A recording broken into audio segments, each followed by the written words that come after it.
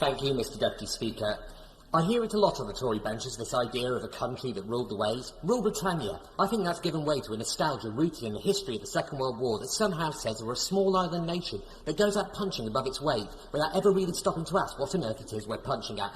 Those are the words of the Shadow Foreign Secretary, the Honourable Member for Wigan, praising a pamphlet which called for the abolition of the army and the replacement with a gender-balanced security force and the abolition of our submarines. Mr Deputy Speaker, this volte-face to become the tub-thumping, flag-waving party of our armed forces is about as Damascene as a conversion can be. It wasn't all that long ago members opposite were abstaining on giving legal protections to our service personnel while serving on overseas operations, those who didn't actively vote against. So today's motion, once again, has the whiff of insincerity about it. I grew up on GHQ in Rheindal in the 1980s, and the size of the forces and the nature of military operations then was light years away from where it is now.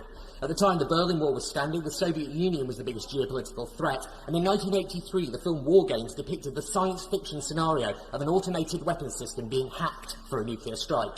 Today, China joins Russia as a preeminent threat.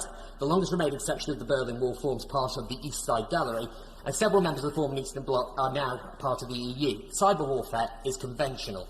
The simple fact is that the world has changed. The nature of warfare has changed, and therefore the way in which we configure our military must inevitably change. In the same that we don't have cavalry officers charging into battle on horseback, swords drawn, the needs of the forces today have changed. What hasn't changed is the government's commitment to ensuring the men and women who keep us safe have the best support in terms of training, equipment, logistics, and it would be breaking faith with them to have them under-resourced by adhering to a model designed for decades past. But we're going further because the comprehensive review rightly focuses on the UK military's single most important asset, its people.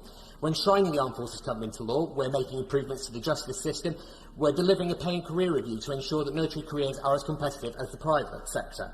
The party opposite stood on a hard-left manifesto which would have seen as led by a man who wanted to scrap Trident and leave NATO altogether. Their nationalist neighbours on those benches still want to scrap Trident and wanted to tax service personnel more than in any other part of the United Kingdom. Our forces deserve our gratitude and our assurance that their government will work to the geopolitical realities of the day, not the carping rhetoric of a bunch of crypto-Stalinists dragged up as flag-waving patriots in an attempt to hide the fact that they're hopelessly out of touch with the people whose votes they ignored for so long.